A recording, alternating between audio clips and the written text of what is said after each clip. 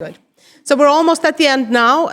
It is my pleasure and honor to introduce to you my boss, the rector of the University of Iceland. She's also the predecessor to my job. She was director of the Institute of International Affairs a few years ago. I don't know if that signals that I will become rector. I don't think so. But who knows? Final reflections, Silja Bára Ómarsdóttir.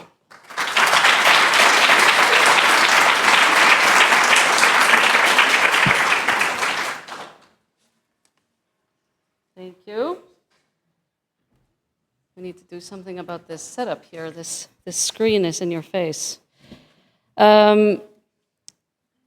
Minister for Foreign Affairs, Excellencies, dear guests, it's great to be with you here today on the 9th occasion of the Imagine Forum, an event that has grown beyond what we could have imagined when we started. I want to thank all of you, the speakers, participants in the discussions, the audience, the organizers, for the insight, dedication, and commitment that you have brought to human rights that you've been bringing to our discussions today. Special thanks to our longstanding partners in this cooperation, the City of Reykjavík and the Ministry for Foreign Affairs.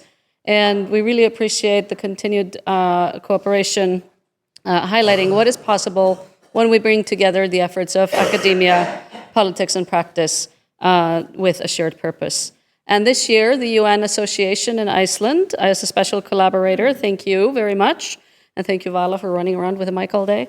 In this time, when the world really is upside down, I think it was a little bit symbolic that this picture of the world was really turned upside down. And this rising pushback, I started my morning, I missed the morning session here, started with the Lawyers Association talking about democratic backsliding and the challenges that we're facing today. So it's been a strong theme all day.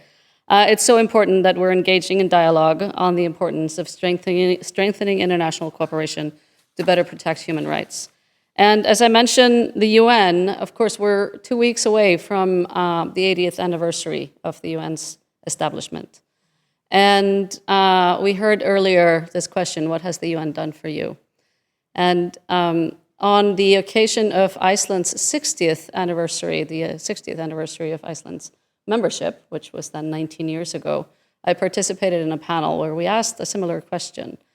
And I dug up what was that aroused my own interest and I think set the trajectory for my career, which was the UN's Year of the Child. And that year, there was a series of stories published in the children's magazine Iceland, the youth, about, when I was digging it up, I remembered this, and I went to the National Archives and I found the copies of Iceland from 1979. And I found these stories. I found out that this had been a German effort of collecting stories from children all over the world, where they shared in text, not in pictures, what their world looked like. And I remember asking questions. How is it that a child doesn't have crutches if it needs them? How is it that somebody doesn't know what a fruit is? How is it that I have all of these things and the world is messed up in this way? And it's incredible that, 45 years later, that we still haven't moved further. But it's so important that we're here talking about these things. And what the UN has brought us is the rights of the child. It's the conference, the Convention to End Discrimination Against Women. It's the Law of the Sea.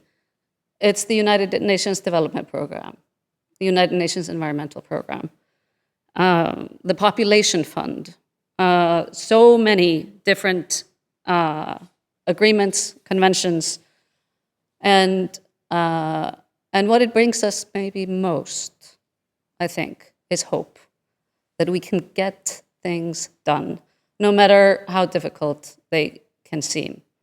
And every now and then there's a little glimmer of hope, and then maybe we slide a little bit back.